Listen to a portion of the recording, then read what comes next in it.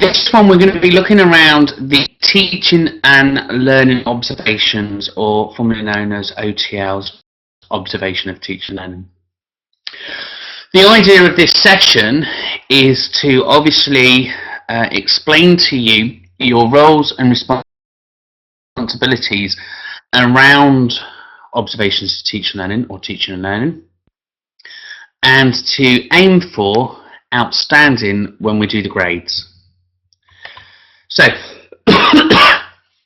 the aim of this session is for you to understand the requirements for OTL, outstanding, and gradings. 2, understand how you're going to meet them.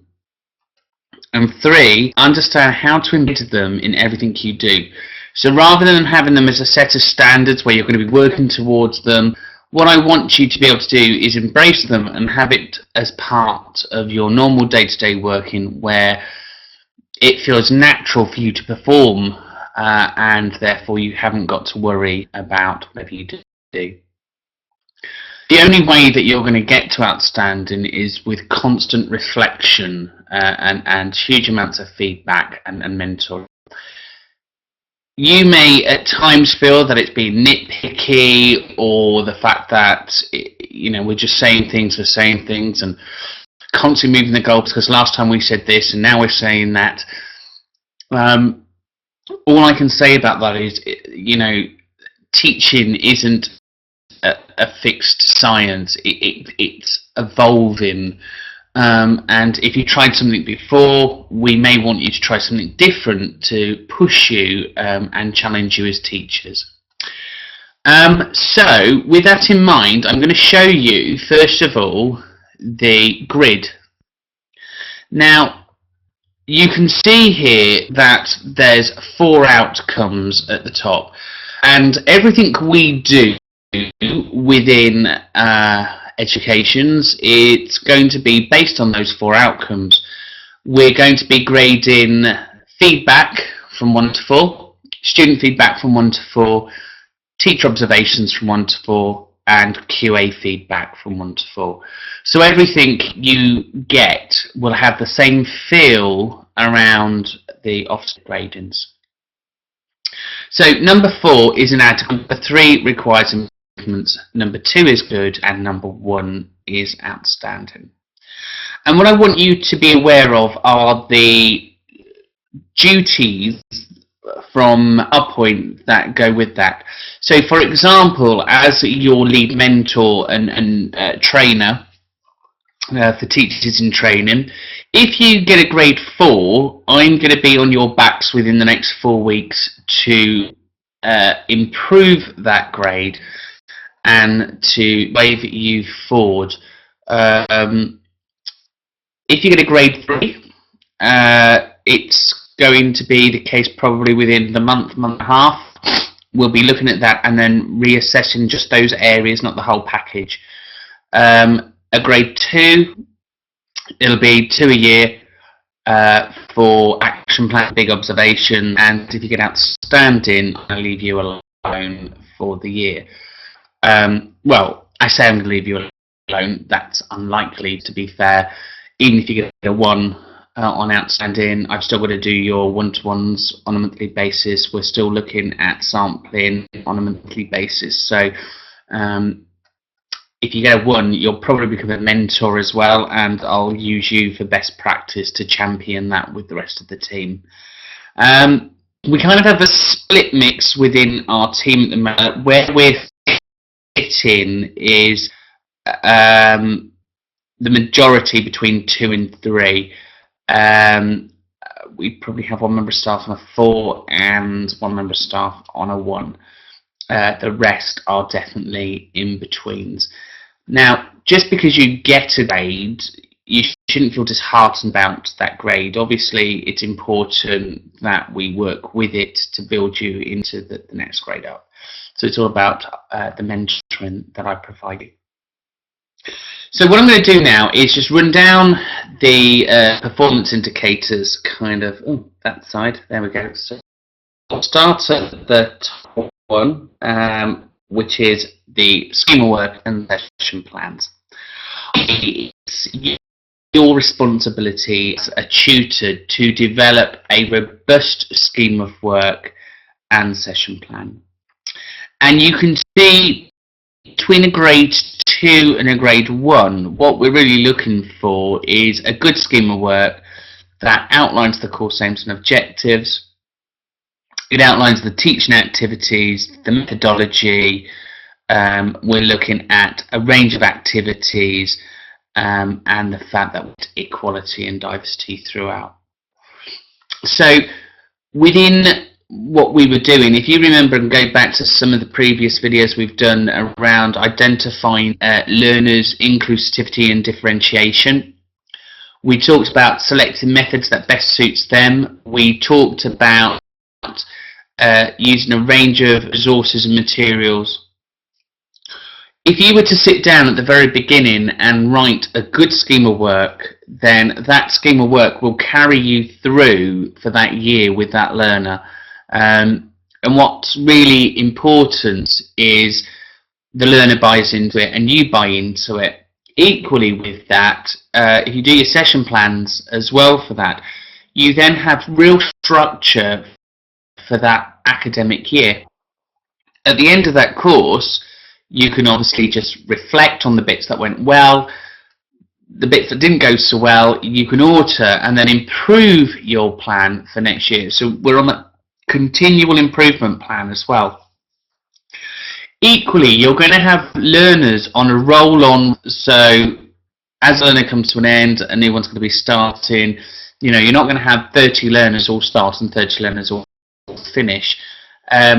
So with your scheme of work, you've kind of got that as a fixed point in time to say, well, this is what we're going to do for the year. And when a learner starts, they'll be there. But then you may have other learners further down the timeline, and then finally learners down there. What I'd expect to see there then is the session plans being constantly reviewed. And at the bottom of your session plan, you should have a reflection page. Or not a page, but just a few lines where you can work out what went well in that session. Because if you've got stuff and you thought, that was dire, that really didn't work, then there's no point doing it again. What we need to be doing is going back to your curriculum team and saying, well, okay, I tried this, what can I do different? That's what gives you a good plan to begin with. So I'd probably expect most work for curriculum writers to be good to begin with. After that review time and that reflect, then they become outstanding because you've ironed out all the little bits, you've worked out what doesn't work, and you've worked out what does, and you become more confident with it. So, you know, it's unlikely as newly qualified people you're going to jump straight into outstanding. I'm not saying you won't, but preparing you're more likely to start between a 3 and a 2. Because once you've written your scheme of work, it's that organic document. It's going to grow with you. So I am going to do it because they are such a big thing, and they are so important to get right. I'm going to do another tutorial video on how to write a good scheme of work. And I'm going to do a tutorial video on how to write your session plans, just like this one on how to get outstanding. The introductions, aims and objectives. When you start any session, it's important the learner understands what the session is for. Introduction. What's the point of it? Your aim. And what are they going to get out of it? The objectives. So, a bit like when I started this one, I welcome you to your observation, teach and learning. We talk about the aims, which is by the end of this session you should do this, then our objectives are for you to be able to meet that. And it's important that you get into that swing and it just becomes natural to you. So you're not then having to think about, okay, I'm going to do this session. It's more like second nature.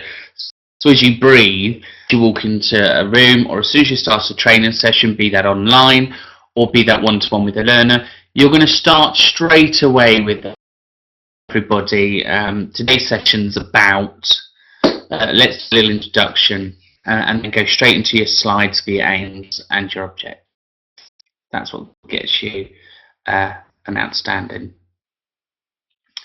And make sure the aims and objectives do link to the curriculum, that they do link back to the main aims, the qualifications, because other than that, there's not really much point out, are there?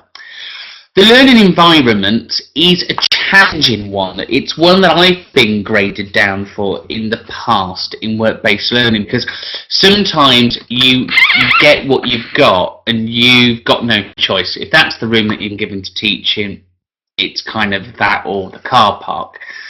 I appreciate that. What you need to be able to do is make sure in your bags you carry signs to say, please don't disturb training session. Have a clock with you so you can see. Take up flip chart paper. You can get the magic whiteboards and pen, and have like a little travelling office with you. You do get put in a room which isn't necessarily a great learning environment. You can make it a far more inspiring learning environment, which is better than just sitting in with nothing. Ultimately, you want a room where you've got great ventilation, heating, lighting, and it's a comfortable learning environment. For me, though, when I audit this one, it's what's right for the learner as well. So some learners will want to learn remotely. So if they're at home, that's their learning environment. I would rather that than you say you must come here to this room and sit in this room and do this session, because for them, they're not going to be engaged within that session because it's not where they want to be. So if a learner's where they want to be, they're going to be more motivated, they're going to be more engaged. But don't be afraid that if you're doing a session, for example, like you're watching this, if there's a lot going on around you and doing a one-to-one video link and you're doing that session, it's important that they understand it's not appropriate to have that going on around them. So I would again mark you down on that if you don't pick up on it. So the things that you can influence and change, I would definitely expect you to influence and change. If you can't influence and change, well, then obviously what we need to be doing is our best to make it more inspiring. Pace and structure of learning. Well, again, it goes down to the scheme of work. Have you planned it correctly? Have you put too much in or too little in? It goes down to the session plan. So have you made some activities too long, not long enough? Is there time to reflect and consider what's going on? We've got other things in there as well around pace and structure, where if you have a learning outcome, then stop, reflect, pause, and then move on to the next learning outcome, just to allow them a natural break to consolidate what you're talking about and for them to take in the vast amount of information that you're giving. If you bombard somebody with way too much information, actually it goes over their head. I think we're looking around the average of 40 minutes of teaching before we start to switch off. So bear that in mind. Equally, bear in mind the learning style. If you said to somebody, I want you to read, but they're an activist, I guarantee you they're not reading. It's probably going over their heads. So you might need this, or me just saying, hi everyone, here's your observations, teach and learning, bring it to life for them, make them feel involved within that session, and obviously stop and pause. Okay, so the next one down is identification and support for individual learners. So what you can see there, for good, is to undertake diagnostics and assessment needs. Well, we do that, don't we, with our BKSB. Do we do it well? I don't think we do it as well as we should. So that, what I want us to do from being a good to outstanding is, we've got to do the initial diagnostics, but then we've got to do the diagnostics as well. And from the diagnostics, we need to print out that plan, and we need to use that plan and guide them to the resources to improve improve them. As with any aspect of the teaching and learning, we need to signpost them to where they're going to go to be able to feel more motivated and supported around that, but also we need to set the dates for them to achieve those targets. This doesn't just end there, because for you to be outstanding, you need to understand your learning styles as well.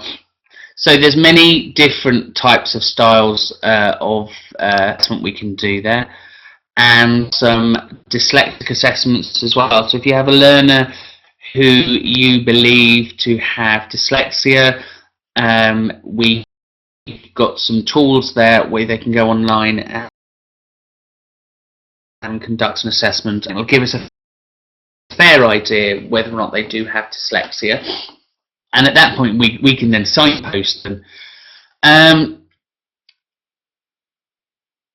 Equally around that, we're looking at other learners where they may ADHD, for example, or the issue. So for us,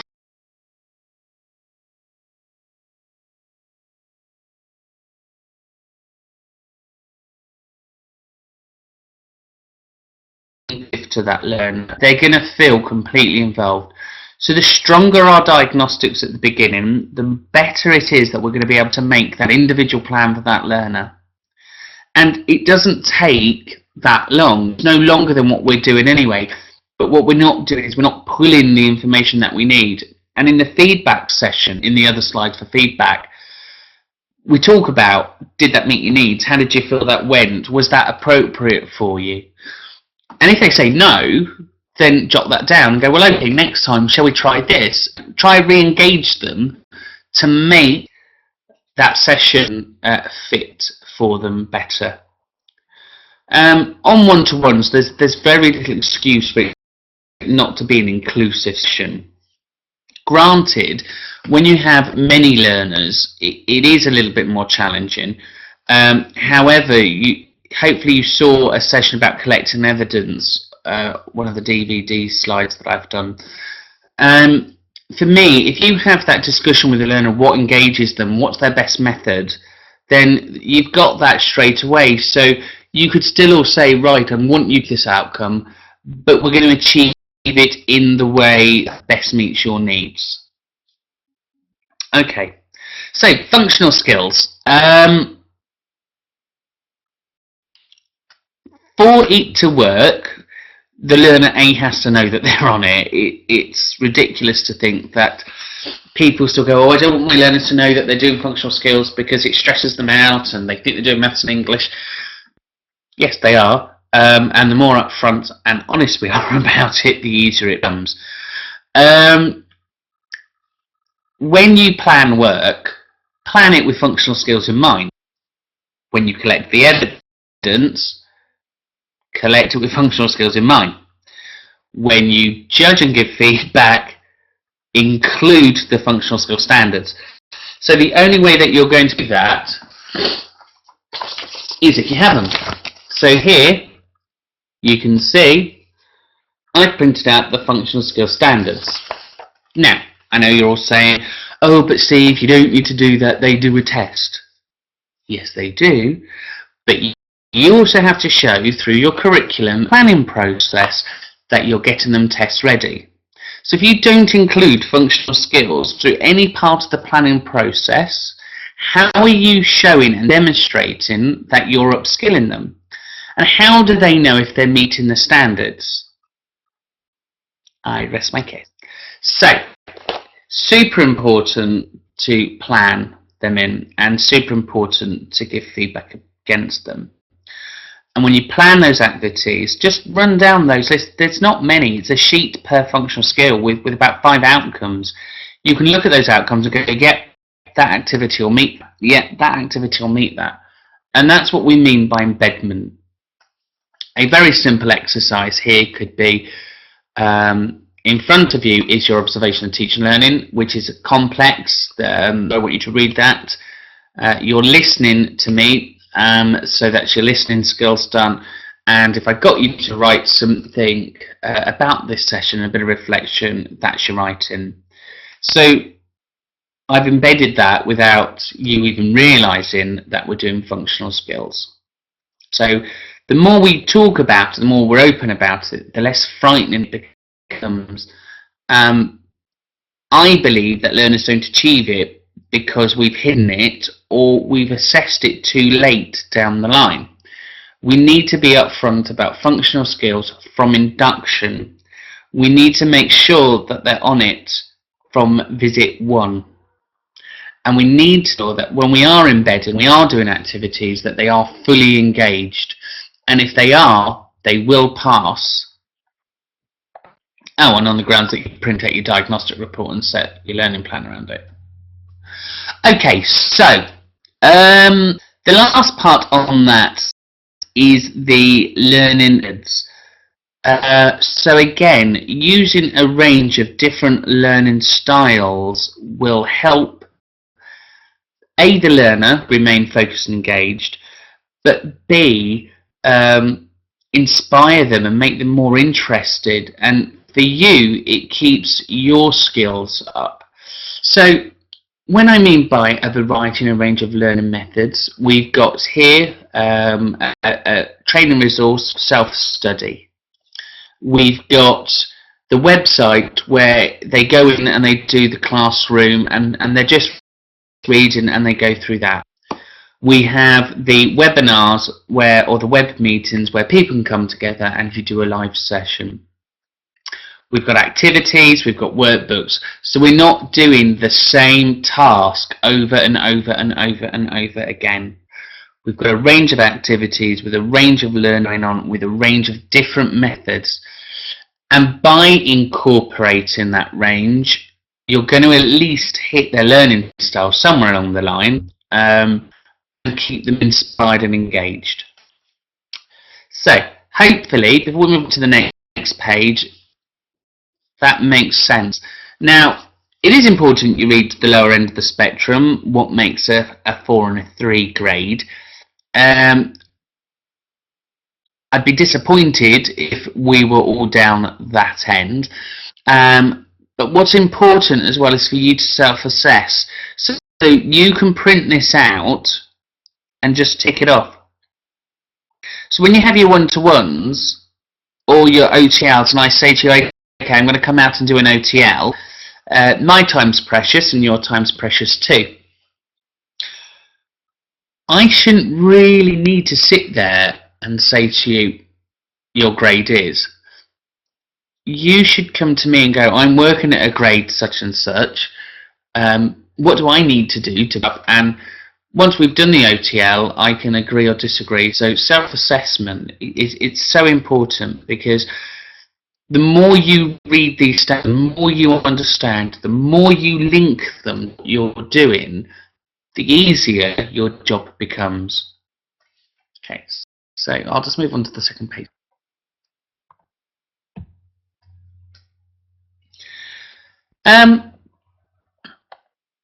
Okay, so starting at the top then, checks on learning and questioning.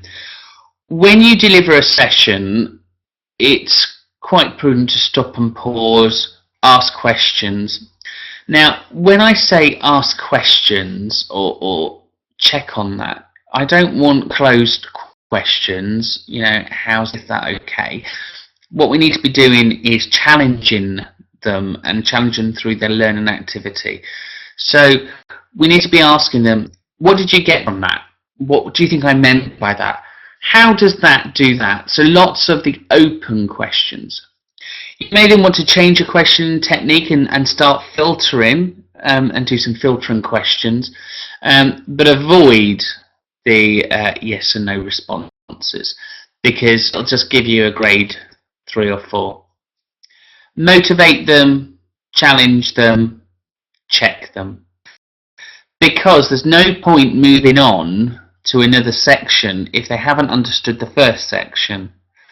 And where we fail within FE and where we fail within work-based learning is, and I'm not saying any of our people do this, because if you did, it's a big no-no, there's your standards, answer it.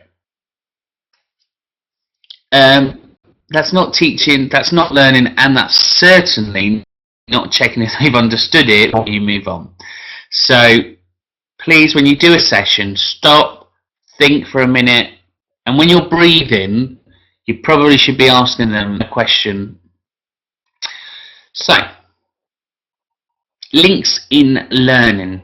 Well, the links in learning really look at what we're doing, how does it cross over into other activities? How does it cross over into other parts of the qualification? How does it over into other sectors? How does it cross over into the framework? Again, if you write work at the beginning, you shouldn't really need to worry too much about your links in learning. It should already be there. If you haven't done that, then obviously you're going to be graded on that. So you may be brilliant, but if you haven't got a scheme of work, you're a grade 4 at the top. You can't have possibly linked anything in learning to your grade 4 here. So overall, your grade's going to come out as a grade 4. You're brilliant at everything else, but obviously those things just make your grades drop. Technology that enhances learning, considering it's such a big part, it always amazes me that it's one of the smallest boxes. Clearly technology enhances learning, and technology and phobia of technology is very clear when it comes to assessors' abilities. You can tell who the assessor is that isn't confident in ICT skills. One of the things we need to do as practitioners and as professional people is to be honest with ourselves around our skills. And nobody is brilliant at everything. Nobody is. But what we do need to do is the bits that are important and that do help change lives and challenge lives are the bits that we should be challenging ourselves. And ICT is certainly one of those things. As a practitioner, you need to be super competent with it and confident. So you need to be able to go, okay, I'll roll my sleeves up and give this a go. Bit like delivering web sessions, bit like using e-portfolios, bit like using many classrooms. It's all about using the systems and tools that you have around them. If you talk to your learner and you start going, oh, you've got to do this, I don't really like it, you're basically passing that behaviour on to them. By using your experience and saying, you know what, I wasn't very confident around ICT, but now I'm using it and I see the benefits of it, it's amazing. Since I've been using ICT, I now do my banking online, I now do my learning online, I now do my shopping online. It's the way everything's gone, everything's now very much centralised, and we kind of have a duty to bring our learners up to that benchmark. And what's interesting is the fact that people will go, but I'm not doing ICT, it's not part of my framework. You're like, well, okay, so you've not got an exam in this, great, but it's part of my framework, so I have to embed it. If I don't use it and I'm not supporting you to use it, I'm going to get a grade 4. As I'm outstanding, I want a grade 1. And if you're one of those people that don't want to use it, I'll settle for a grade 2 on that score. But I'm going to bring you into the 21st century. We're going to use it. We're going to use web apps. We're going to use, your portfolio is going to be online. Your classrooms are going to be online. And that they may be scared. And that's how you support your learner. And one of the interesting things or discussions I had with a learner recently was, but I don't want to do this. I'm on a course because I want to learn something. And you're like, well, yeah, this is learning something. It's a brand new skill set that you haven't got. And after half an hour, we won that person around, and now they're motivated. They were the first to complete their online ERR. They were the first to complete their technical certificates. They were the first person to start doing, okay, let's do dictaphone recordings. And they fully embraced it. It's how we sell it. So if we're negative, if we're not passionate about it, if we've got our own fears and phobias about it, so will they. And everybody has a bad IT day. It's part of life. We don't give up on life because we have a bad day. So when you have a bad IT day, we just use that as see, I'm not doing like that. It's rubbish. We've got to explain to them, you're going to have your good days and you're going to have your bad days. But do embrace it. Equally, dictaphones, anything where we can use technology to A, enhance learning, and B, reduce costs is a winner in anyone's book. Okay. Supporting equality and diversity, clearly identifying that in the scheme of work on the onset, massively important because then it's embedded throughout. Clearly, doing some formal induction around equality and diversity is important because the learner does need to understand their rights, and that seems to be missed quite a lot in work-based learning, so make sure you do that. We have introduced a workbook alongside that anyway, so it's embedded in there, it's part of what they're going to be doing. It's within their induction and it's one of the units for their online classroom, so it's really important we get that right too. But also making sure that we're meeting the learner's needs and again not ours. So making sure that the resources are appropriate for that learner and we're meeting their needs around there. So again, having those discussions, ensuring that you're embracing equality and diversity yourself, and that your equality and diversity practices are up to date as well is key, especially when you're working on school funding agency funding money contracts. And obviously embed it in everything we do. And E&D isn't just about the 9 protected characteristics. There are also areas around deprivation, poverty, communication needs, social areas, social impact.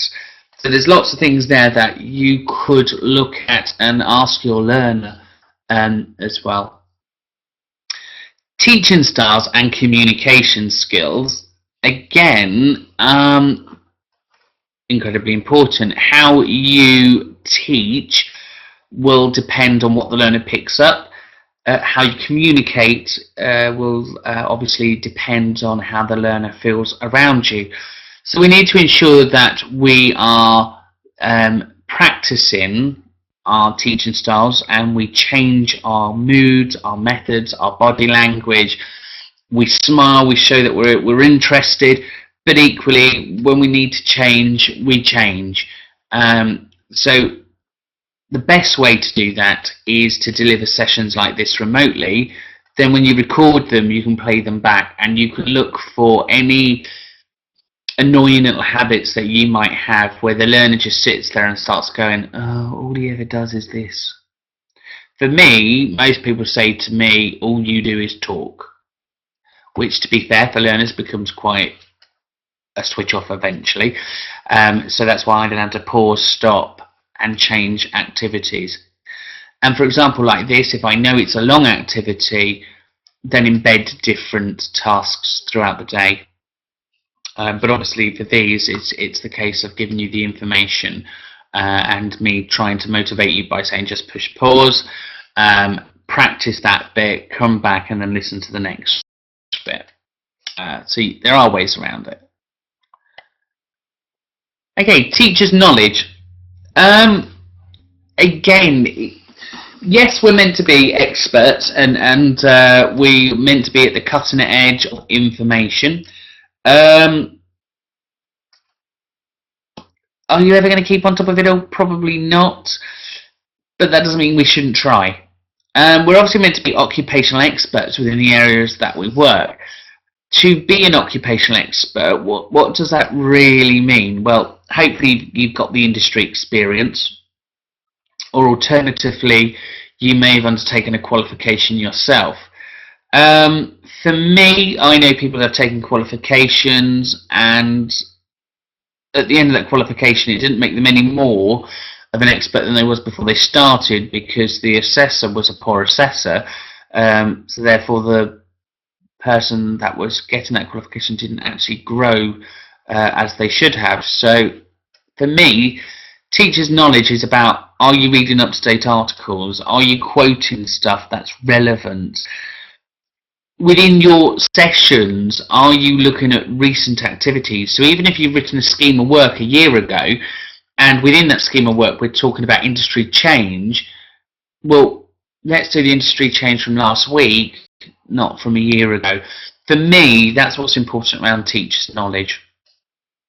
Obviously, you know that you're going to go into a session to deliver something. There's absolutely no excuse not to be prepared for that session. You have so many resources as a teacher to prepare. It is unforgivable to sit there and kind of fumble your way through a session. If you're unconfident about a subject, then beforehand, look at it, read it, revise it, try and understand it. Produce yourself some PowerPoints and some notes so you can then deliver it. And then make some activities that helps you get through that session so it's engaging. Now, I know within the MVU industry, for example, health and social care has hundreds of optional units, and we're not a master of all. So again, if you are on one of those units that you're not 100% confident with, then talk to your QA, develop an assessment plan and practice it.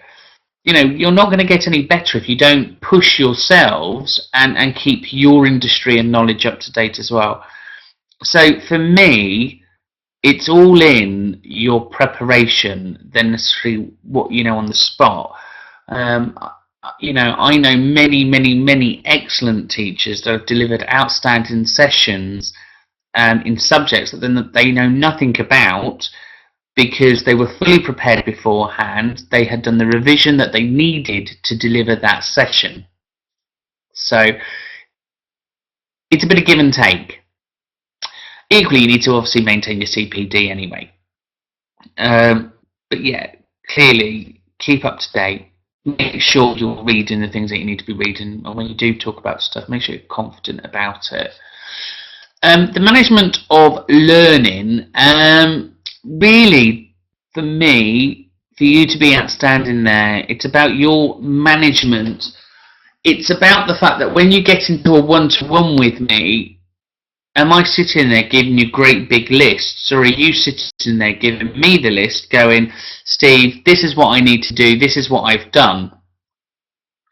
If I have to sit there and start saying to you, you know, you need to manage that, you need to do this, we need to do that, you've got to do this, it doesn't make you outstanding or highly effective in managing your group or your learning. If you're more organised and you produce that scheme of work up front and your lesson plans follow, your resources will follow. Your diary is then up to date. Your tracking is then easy to do because you've done all the planning up front. What could be easier than that? I think for me, in my experience, people that don't plan at the beginning, people that haven't got the resources, are the ones where they find it hard to manage their learners because they're always trying to play catch up. And sadly, when you're on that slippery road, it's very hard to pull that back round, not without a lot of blood, sweat and tears. So do plan. Make sure you take that time out within your week and give yourself that opportunity and that breathing space.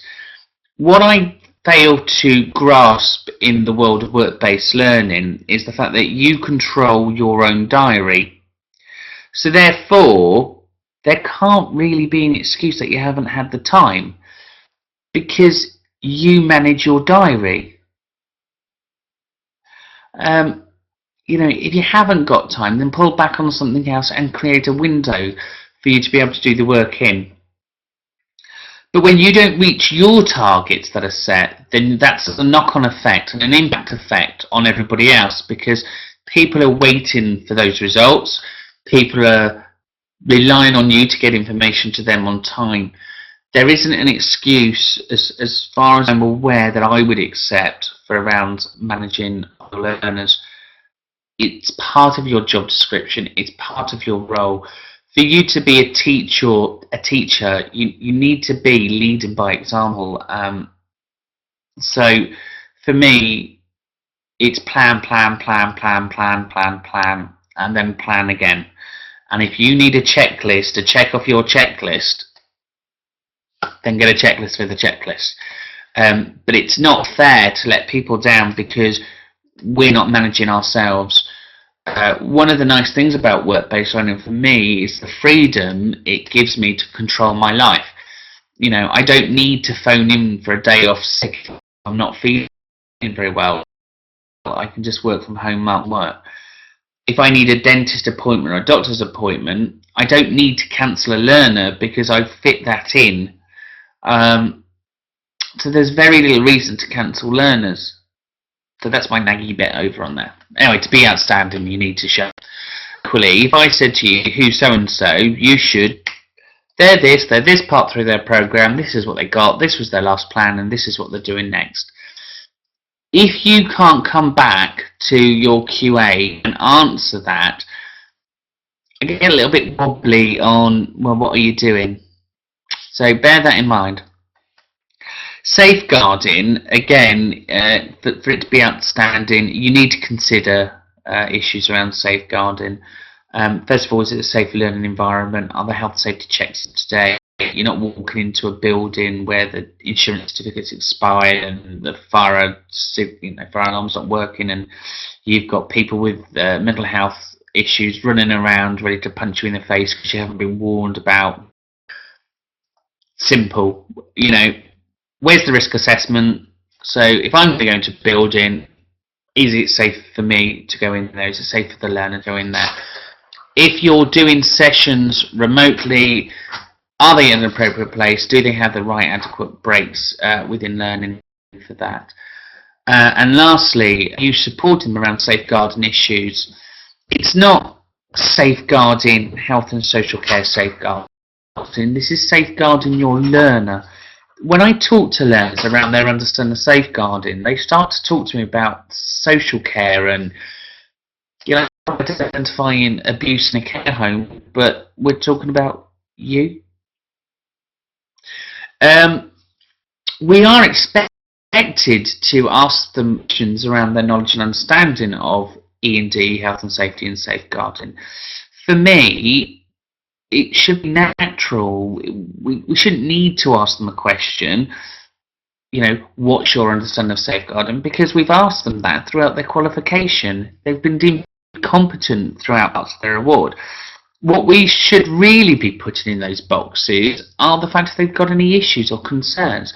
The fact that you've actually had a discussion around it, giving them an opportunity to talk to you around things. And if they haven't got any of those issues, then fine. At that point, then ask them one of those dreary questions which doesn't really prove anything because it's not marked against a standard, but apparently it shows knowledge. Not for me to question that one, but do and die really. Okay, so if you want to push pause here, push pause, go for a little break. If not, I'm going to carry on, which kind of gives you a little bit in between. We've got one more page to do there. And then what we'll do, we'll look at the other supporting documentation that contributes to an outstanding session.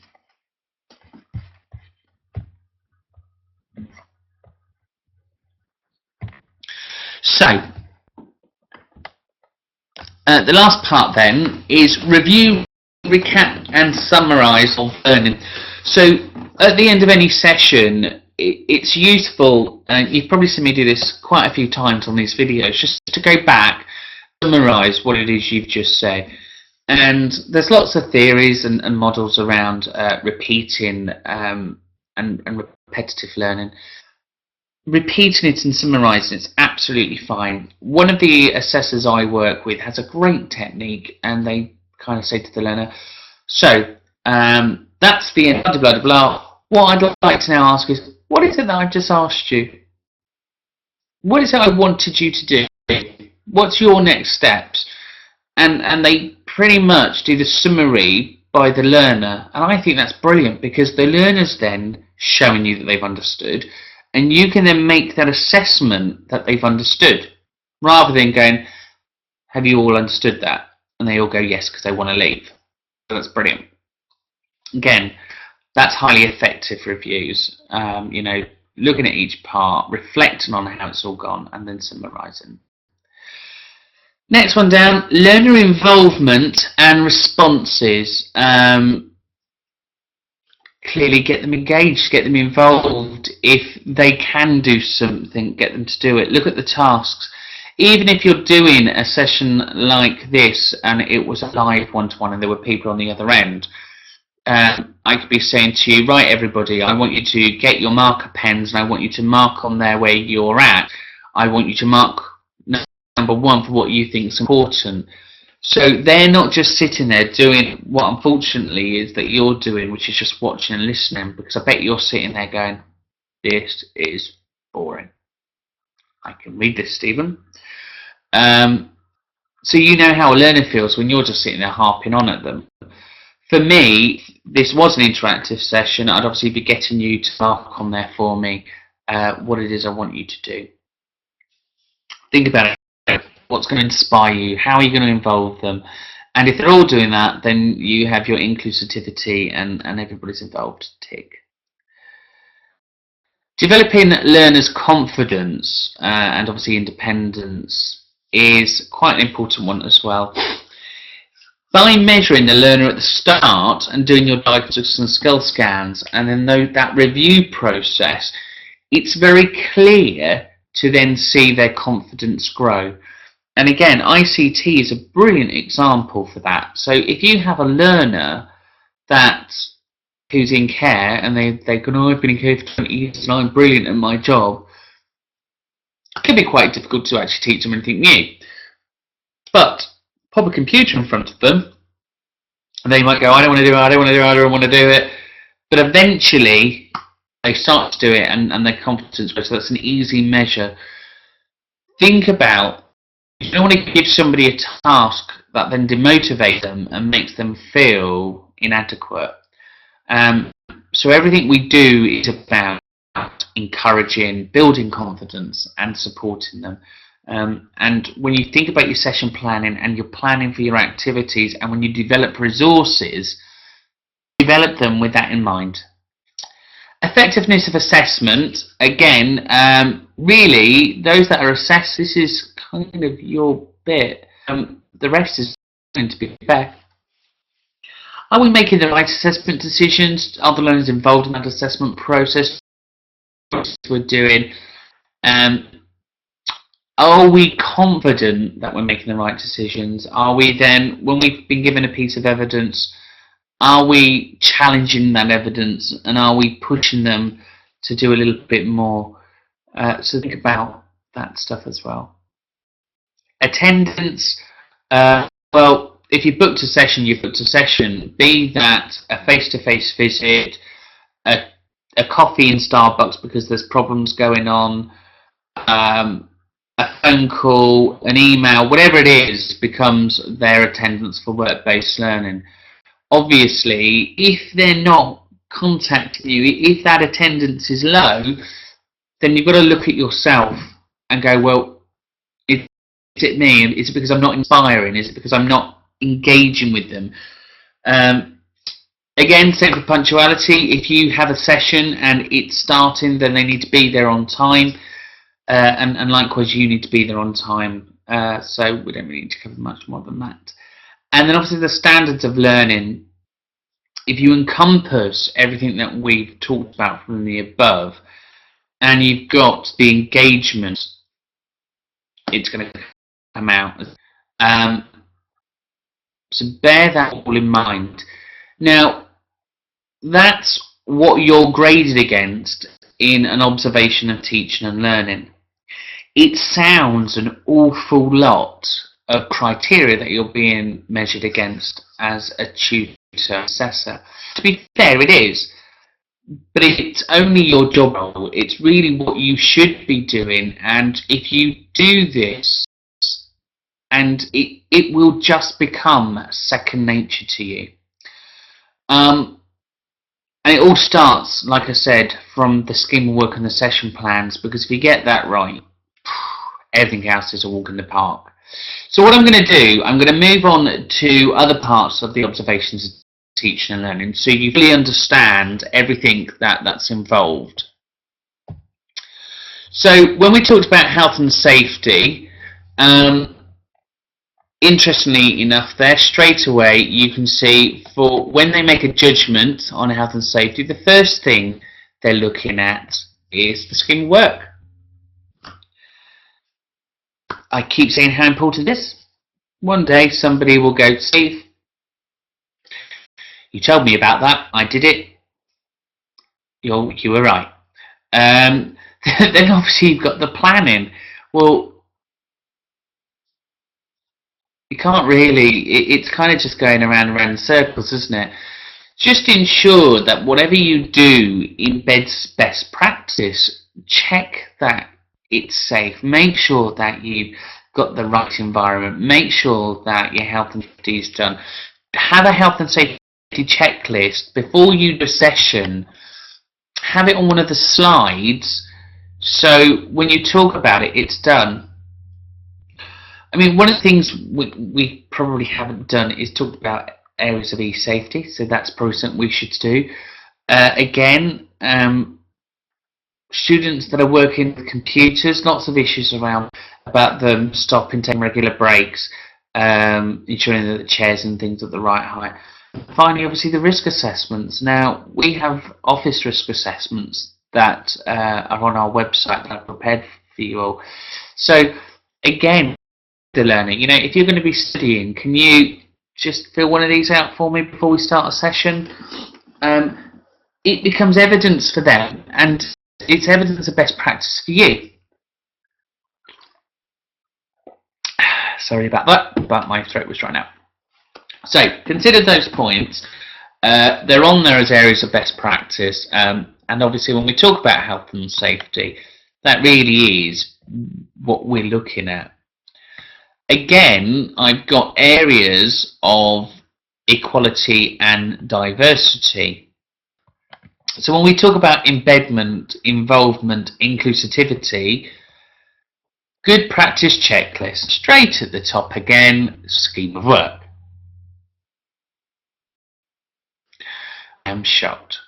And then the next one, session planning. So obviously, hopefully now the penny is dropping how important this scheme of work is.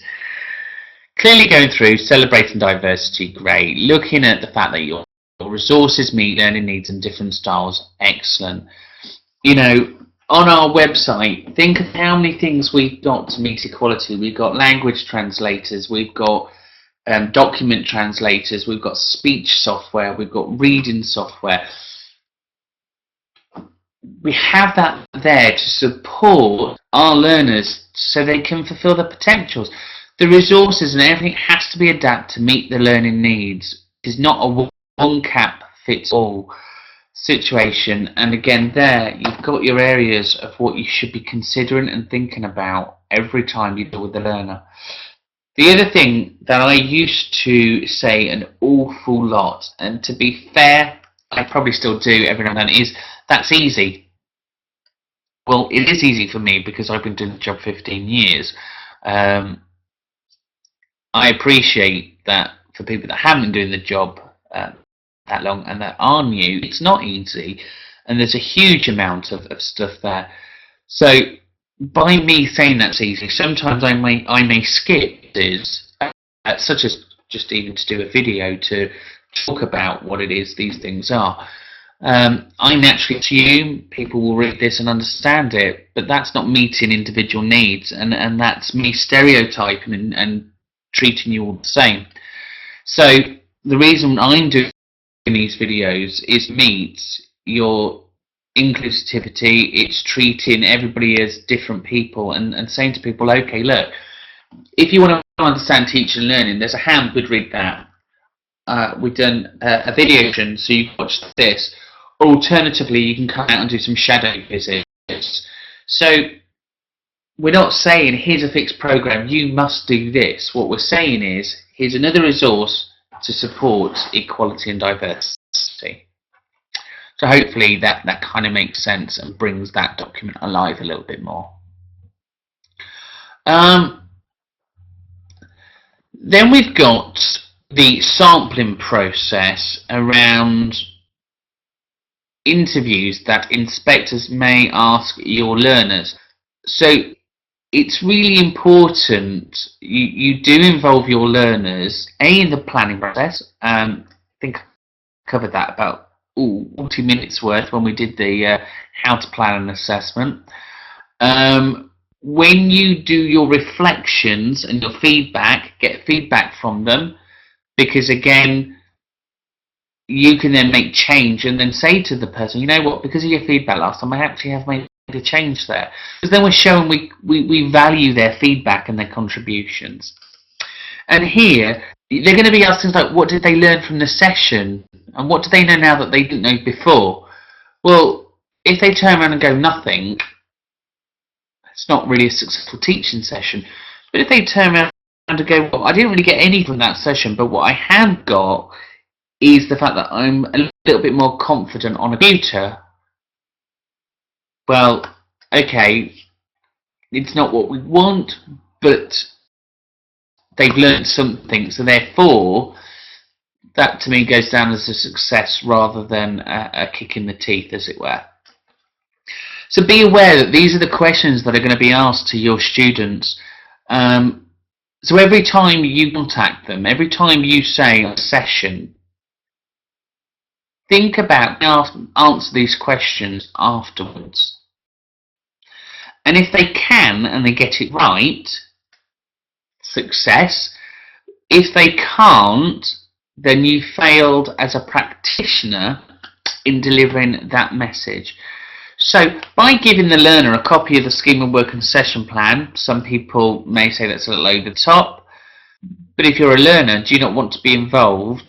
Do you not want to have a look at see what's coming up? At least they know what the session is.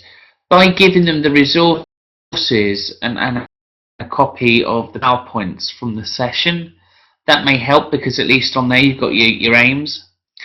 By linking work and everything that they've done, that shows your links in learning. So if you look at the feedback that I gave to Amy on the how to give feedback video, I linked the feedback to the whole apprenticeship. I linked it to everything that they were doing. If I'd just given that, then if Ofsted had come in, she should be able to say, yeah, Steve gave me this feedback, and what he said was, by me doing this, I've done this, this, and this. That's what we're looking for. So, they're your questions that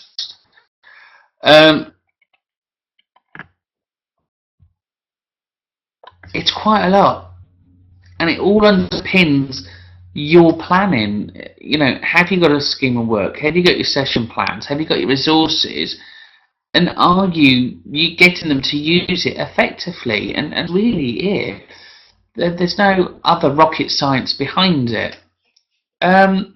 Moving on to the next part then, which is for you, your questions, and obviously, hopefully, you'll say, yeah, I do that. There's kind of guiding you through this and hoping that from that first bit to the outstanding bit to explain what everything is, you're understanding this. So, planning then, what were the learning objectives for the session? Well, if you've done your scheme of work and session plan, you'll know. How were learning objectives differentiated to meet the needs of named individuals in the group? Well, if you've done your chat with your learner that I did with Amy about best selection of methods, you can say, well, okay, I said that she can collect her evidence this way because that was her learning style.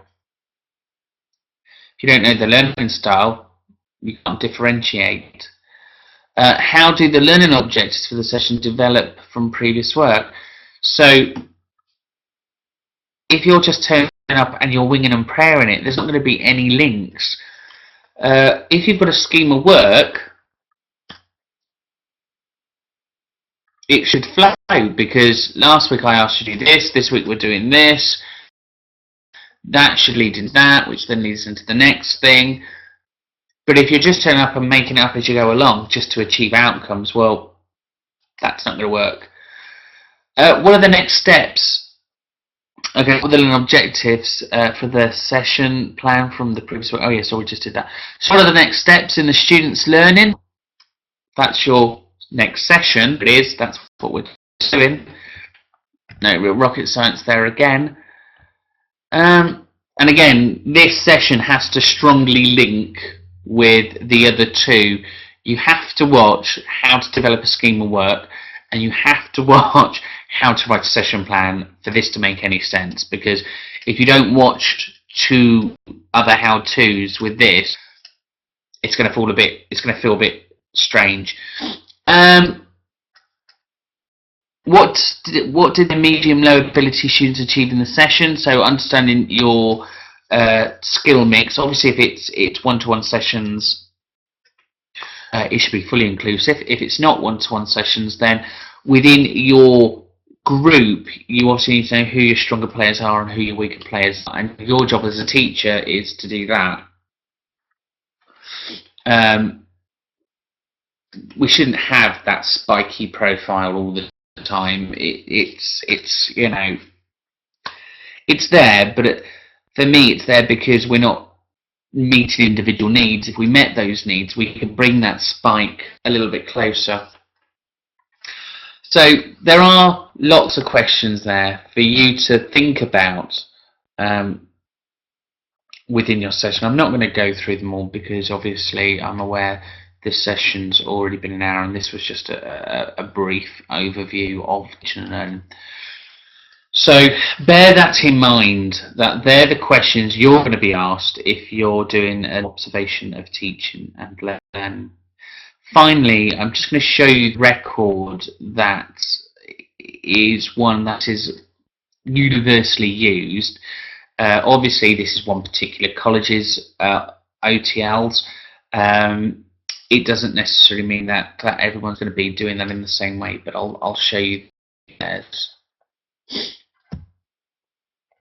So you can see who the college is anyway, but their resources are available online. So the odds that's all in beforehand, they're going to want information from you. They'll want to know the course name, they'll want a course handbook, and they'll want your student profile, so ages, sex, ethnicity, da-di-da-di-da. Okay, and that's really just to monitor what you're doing. Then you obviously have down here areas of safeguarding health and safety and equality and diversity, the very first thing that's being picked up. If you've planned for that session, that's great. Any taught session that you're doing, you could have a slide at the very beginning that just says, you know, health and safety, you know, make sure you take regular breaks and you sit comfortably. Safeguarding, ensure you da-da-da-da. E&D, make sure you do da-da-da-da. Great. Factors impacting on teaching and learning assessment. So that's what's going on in the environment around you. So if it's not a great learning environment, you're going to be scored down on that. Obviously, if you're in the environment that the learner has selected and it's appropriate for the learning, then that's absolutely fine. Student feedback, they're obviously going to ask for the views of the students, and you've seen similar questions asked. So make sure that the learners are engaged and involved, and then hopefully they'll say what an inspiring teacher you are. Extent to which session, okay, so the starting point, monitoring progression, etc. Obviously, if you've got your scheme of work, you should know where they're at within that scheme. It's kind of as simple as that. If I've picked you up as a learner that's been on program for a while and this is the first time I've met you, I'm going to put you at the beginning of my scheme and go, right, well, okay, I've got 34 planned sessions to get you through your apprenticeship. What we'll do, we'll start on session 1 and we'll see where we get to before you go, well, I haven't done that bit. And if we get to session 1 and I start going, Have you done your initial assessment? Can I see a copy of it? What was your diagnostic results? Can I see a copy of it? And you go, I haven't got them. Well, sorry, session 1 we start. Because it's work-based learning, that there isn't, obviously you have the year and a day time frame. We've said 34 weeks, which is an academic calendar, because obviously the learner's not going to be in learning every single week. They're going to want some time off. They're going to want holidays. It's unrealistic to say that learner's going to be in learning for every single week. So we've done our calendar in line with an academic school, with an academic year, which is 34 weeks. And in those 34 weeks, we've planned 34 particular sessions. Now, if you've picked a learner up whose program from the very beginning, then that should then take a year for you to complete. Obviously, you can say to them, when have you got your breaks? Obviously, Christmas is time, so we won't plan anything to happen in there. We'll do the life at that end. When are you thinking of taking your holidays so I can fit the sessions and workload around you? Great, perfect. You got your learner, they're on program. All you've got to do is track them along that year. If you get a learner though, and they've already been on program for 6 months, and you pick them up and they're like, huff, I hate life, nobody loves me, then it's our job to re-engage them and try to establish where they're at. What you can do, you can obviously then speed that up. So rather than going, well, okay, let's session a month, or one session a week, you might want to do 2 sessions a week. Because there's no real formal classrooms for them to attend in work-based learning, that's what gives us the flexibility. So what we can do is say to the learner, okay, you have fallen slightly behind target. It's not the end of the world. Here's a scheme of work. This is what the big picture looks like. This is how we need to get you there. How do you want to do that? Do you want to speed it up? Do you want to do a bit here, a bit there? Do you want to do a block here, block here, block here? So therefore, you are going to meet their individual and inclusive needs. Okay, an overall evaluation, so that's the big feel about the session. Finally then, the last part on there is they'll talk about the strengths, what they felt went well, and they'll obviously give you action points for areas of development. I would be very, very shocked that you don't get action points. I've been doing this job, like I said, for about 15 years, and I've always had action points. I'm not saying that I'm perfect, and therefore, because I've always had them, you'll always have them. But I am suggesting the fact that it's not uncommon for you always to have something. Unless you've delivered an outstanding session, there's always going to be something to improve on. And that really goes around the model of continual improvement. I personally always challenge myself. I always think, what can I have done differently there? What can I do to inspire people, and how can I make that more interesting? How can I engage with people? Obviously, they're going to be looking at how technology has enhanced the learning. So if you've got a learner that's completely shied away from it, you're going to have a very tricky session there in your one-to-one, in your own OTL, to get that box ticked. The diagnostics are done online, the exams are done online, the portfolio is online. At that point, I find it difficult for us to be turning around going, well, equal opportunity says that they could have another way. Well, actually, that's not really what equal opportunities is about. Equal opportunities is that everybody has the same access and the same right. Equality and diversity states that we need to meet individual needs, but surely we're disadvantaging them as well if we don't upskill them. So there's a real catch-22 there when an assessor says to me, well, they want to do it paper-based, so why can't they? Because they're not learning, because you're not challenging them, because they're not progressing, they're not learning new skills.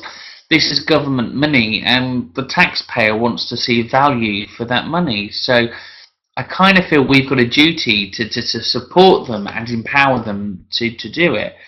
And if they're saying to you, well, I can't use ICT, well, okay, that's why I'm here to teach you. That's why I'm here to support you to use ICT. We don't want it to become a barrier to your learning, obviously, but then we don't want it to be a reason for you to stop learning and to give up. Um, you know, it's there, let me work alongside you. So, yes, we're still going to use it, but you don't use it inclusively by yourself. There's support. No different really, if they had a portfolio paper base, would they really sit down and complete it entirely all by themselves without you sitting there? The answer is probably unlikely. It's very rare that I've gone along to a learner and they said, here's my folder, I've done it all by myself. Not without that support and that ongoing support. Well, this is the same with ICT. The more you communicate with your students, and we don't just leave it to those fixed points in time, the more you're going to empower them to do it, and the more you get them to do the little things, the better it is. And the more confident you are with it, the more confident they'll be with it. And with things like TeamViewer, where you can just say to them, look, give me your code, and then you've got access to their computer and you can see what they're looking at. You can build their confidence. If you start going, no, you're right, you're absolutely right, you're absolutely right, you're absolutely right, you're just empowering them to agree with their reason for not doing it. Equally, the functional skills tests are online. So it's like, well, you've got to learn to type, and okay, you don't need to be the world's strongest typer, but if you're not confident in typing, then you're going to end up failing that test. Not probably because your English isn't any good or because your maths isn't any good, because your IT skills aren't very good. I think it's how the assessor sells it. I've seen in the last 3 months, I've had 4 or 5 learners who were 60 plus, who were absolutely adamant they weren't doing it. And with the right encouragement and the right support, they are writing emails to the assessor thanking them on how empowered they are now and how confident they feel, and thanking them for pushing them. So, had they not have done that, they wouldn't be able to do these things. So, ICT biggie, and it's not just computers. To be fair, it's dictaphones. Are you using this to record your evidence? Are you using your phones to capture conversations? You can use your iPhone for your professional discussion. You may want to go around and do a little video clip if it's appropriate, if it's not kind of data protected stuff or children or adults. If it's them making a birthday cake, then video it. If it's a report that they've written, well then take a picture of it and scan it up to the printer. Everyone keeps going to me, oh, I haven't got a scanner, I can't scan. Well, if you've got a smartphone, all you've got to do is take a picture and email it to yourself. Attachment there, ready to go. Click. We need to become more confident as practitioners. That's where it comes from. There then you've got your learning skills, which is your personal learning thinking skills. To be fair, it's your PLTS. You saw my session. Hopefully, if you haven't seen my session, I suggest you go back and watch it about assessing planning and giving feedback. And throughout that, we talked about the personal learning thinking on the evidence that she's going to gather, and at the end, the evidence that she's going to gather. There's nothing stopping you starting off a session going. The aim of this session is to understand how to fill out a form. This will meet learning outcome 1.1 in your ICT learning outcome 1.1. It will give you the functional skills of and the personal learning skills of. So at least that way they know what they're doing and why they're doing it. Finally, recommendations for improvements which have a significant impact on learning will go there, and then who's going to be responsible for that, when and why. And you can see there that once you've completed your observations, they also get forwarded to traditionally heads of curriculum or the lead QAs. So if I do your observations of teaching and learning, they will clearly go through me first, and then be passed on to the relevant colleges. For me, the only people that should undertake observations and teaching and learning will be people that are fully trained to do so and have the occupational experience to do it. I'm aware people in the past who have done observations of teaching and learning who have been assessors and never done any formal teacher training. Grading people a 1, and that's not helpful. Call me nitpicky, but for me, if we're going to raise standards, then we have to have people in a position that's making the assessment decisions that are fully coherent with the OTLs and Ofsted criteria. Because if we don't, we're just setting ourselves up to fail. It would be lovely that I grade you all a grade 1. Will that improve our business? No. Will it improve our standards? No. Will it keep a contract? No. So I'm not doing it to be mean. I'm doing it to improve you, and I'm doing it to improve our standards as a whole. And again, you can involve the learners in your observations and teaching and planning process. And when you plan a session, why not involve your learners? Give them a call and say, I'm thinking about doing this. What do you think? Do you think that would work? Would that engage you? And a lot of stuff, when I do my planning, I talk to people and I kind of try and feed off some ideas and go, yeah, that will work, or no, that won't work.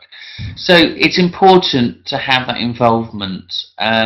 For us, we're going to have our meetings, we're going to do online meetings just like this one throughout the year. And they're in the website now, so you can see the dates for 2014. What's important is that people have the opportunity to contribute to our planning process. So thank you for watching this. I appreciate that this is probably one of the longer how-tos, but your OTLs do have a massive impact on your job role. They have a massive impact on your performance and your credibility. So it's important that you understand what they are. Within that, it's important that I give you the right advice and guidance, and again, the support in understanding them. So thank you for watching. Please do watch the other sessions for how to plan a scheme of work and how to plan a session. Thank you for watching. It's been my pleasure, and good luck.